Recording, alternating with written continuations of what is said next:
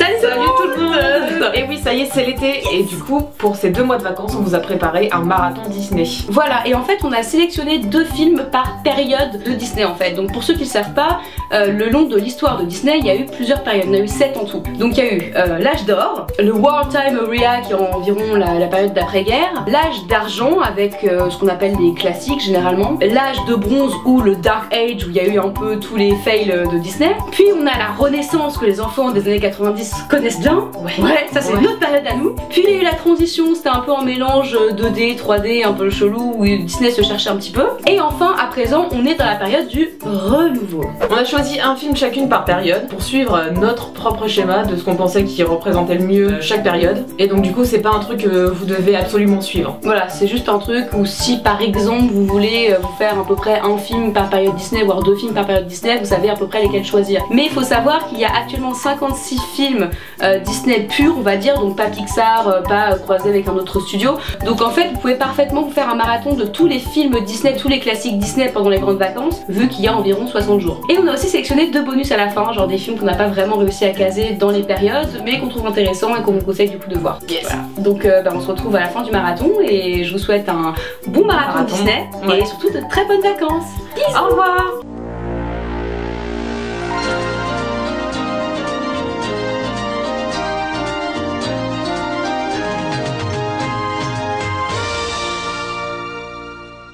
Et on commence ce marathon avec Le Taulier, le tout premier long métrage d'animation Disney, celui qui a lancé ce qu'on appelle l'âge d'or des studios, un film qui a gagné 2 Oscars alors qu'il n'avait qu'une seule nomination, classé en première position du top 10 des meilleurs films d'animation par l'American Film Institute, j'ai nommé Blanche-Neige et les 7 nains. Impossible de faire un marathon Disney sans regarder cette légende. Mais est-ce que le film est toujours aussi bon qu'en 1937 lors de sa sortie ? C'est ce qu'on va voir. Déjà, il faut dire que ce film, quoique théoriquement pas le premier long métrage d'animation de l'histoire, marque un tournant dans l'histoire du cinéma avec ses outils techniques révolutionnaires mêlés au génie inventif de Walt Disney. Et il faut dire que le papa de Mickey s'est battu pour ce projet alors que tout le monde, y compris sa femme, lui disait que c'était de la folie et qu'il allait y perdre tout son fric. Évidemment, le film fut un succès planétaire et a même forgé le monde de l'animation tel qu'on le connaît aujourd'hui. Pourtant, l'histoire est loin d'être révolutionnaire. Comme son nom l'indique, le film est une adaptation du conte des frères Grimm du même nom. Comme quoi, même à l'époque, on aimait les remakes. Pas besoin de faire un résumé trop détaillé, je pense que tout le monde sait de quoi parle le film. Une reine vaniteuse, une jolie princesse, une pomme empoisonnée et 7 nains, on connaît tous le truc. Et contrairement aux adaptations de contes qu'on voit aujourd'hui comme Réponse ou La Reine des Neiges, Disney n'a rien ajouté au conte original pour étoffer un peu l'histoire. Au contraire, il en a même retiré. Bon, mais entre nous, personne ne regarde Blanche-Neige pour l'histoire. Non, le focus est là où il doit être, sur l'animation. Et c'est là qu'on voit la force des studios Disney. L'animation, même encore de nos jours, n'a pas pris une ride. Bon, c'est sûr qu'elle n'est pas exactement la même que celle d'un film en 2D récent comme La Princesse et la Grenouille, mais c'est surtout le style qui diffère, pas la qualité. D'ailleurs, le film contient énormément de séquences sans dialogue, sans éléments scénaristiques, entièrement dédiées à l'animation.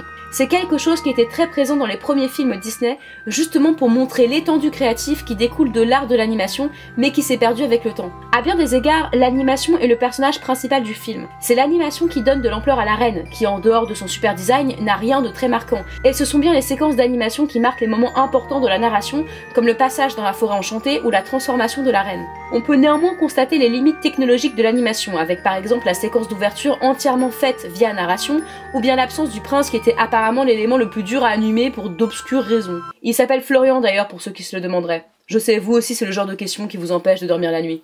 La musique joue aussi un rôle prédominant, avec pas moins de 10 séquences musicales pour un film d'à peine 1h20. Bien sûr les chansons sont marquantes et classiques, mais est-ce que quelqu'un comprend les paroles ? Dès ce premier film, la musique était déjà au service de l'animation. On retrouve par exemple des codes des vieux cartoons avec la bande-son utilisée parfois comme bruitage.